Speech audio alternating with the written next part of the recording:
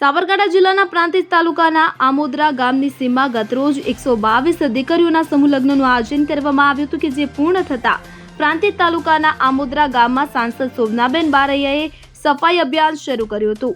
આજરોજ સવારથી સાંસદ શોભનાબેન તેમના પરિવાર સાથે લગ્ન સ્થળે પહોંચ્યા હતા। તેમણે હાથમાં ઝાડુ લઈને સફાઈ અભિયાનની શરૂઆત કરી હતી। સ્થાનિક આગેવાનો અને સફાઈ કર્મચારીઓ પણ આ અભિયાનમાં જોડાયા હતા। તો વિસ્તારમાંથી પ્લાસ્ટિક અને અન્ય કચરો એકઠો કરી ટ્રેક્ટર મારફતે તેનો નિકાલ કરવામાં આવ્યો હતો। ત્યારે સાંસદ શોભનાબેને જણાવ્યું કે દરેક કાર્યક્રમ બાદ સ્થળની સફાઈ કરવી આપણી ફરજ છે। જેમ ઘરે પ્રસંગ પહેલા અને પછી સફાઈ કરીએ છીએ તેમ આટલા મોટા કાર્યક્રમ બાદ સફાઈ અત્યંત જરૂરી છે।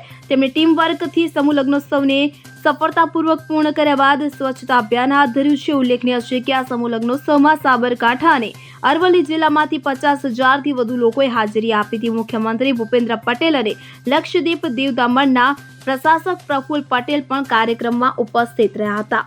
Bureau report CN24 news. હવે જુઓ દેશ દુનિયાની તમામ ખબરો તમારી આંગળીના ટેરવે। ઉઠાવો મોબાઈલ અને Google Play Store પરથી ડાઉનલોડ કરો અમારી CN24 ન્યૂઝ મોબાઈલ એપ।